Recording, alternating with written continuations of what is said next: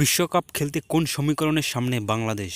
সবচেয়ে বেশি দুশ্চিন্তা ছিল ওয়েস্ট ইন্ডিজের নারীদের নিয়ে। তাদের বিপক্ষে সিরিজ হারিয়েই যে সরাসরি বিশ্বকাপে অংশ নেওয়া থেকে বঞ্চিত হয়েছিল বাংলাদেশের মেয়েরা। পাকিস্তানে বিশ্বকাপে বাছাই পর্বে সেই উইলডিজ নারীদের সামনেই পড়ছে বাংলাদেশ। তবে উইলডিজ ম্যাচের আগেই যেন বাংলাদেশের শিবিরে খানিক সুবাতাস।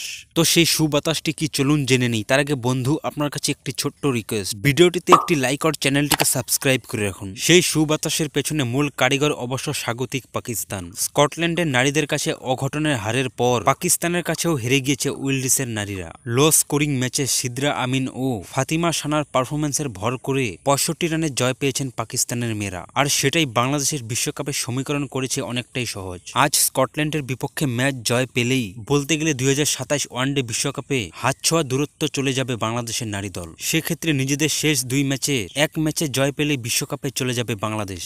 মোট ৪টি জয় পেলে ৮ পয়েন্ট হবে বাংলাদেশের। তবে শেষ দুই ম্যাচে পাকিস্তান ও ওয়েস্ট ইন্ডিজের বিপক্ষে থাকায় এই পয়েন্টে যথেষ্ট হয়ে যাবে জেতির দলের জন্য। আজকের ম্যাচে জিতে ফিরতে পারলে স্কটল্যান্ডের সামনে ৮ পয়েন্টের সুযোগ থাকবে না। ওয়েস্ট ইন্ডিজের সেই সম্ভাবনা নষ্ট হয়ে গেছে আগেই। সেক্ষেত্রে বাংলাদেশ এবং পাকিস্তান চলে যাবে বিশ্বকাপে। তবে সব জটিলতা কাটবে স্কটল্যান্ডের বিপক্ষে আজকের ম্যাচে জয় পেলে। আর আজ যদি অঘটনের ঘটনা জোটে বাংলাদেশের কপালে, সেক্ষেত্রে পরের দুই ম্যাচে জেতার পাশাপাশি স্কটল্যান্ডের দিকেও তাকিয়ে থাকতে হবে টাইগার্সদের। বিকেল ৩টায় লাহোরে ঐতিহাসিক পদাফিজ স্টেডিয়ামে মাঠে গড়াবে খেলা। সরাসরি দেখা যাবে আইসিসির ওয়েবসাইটে।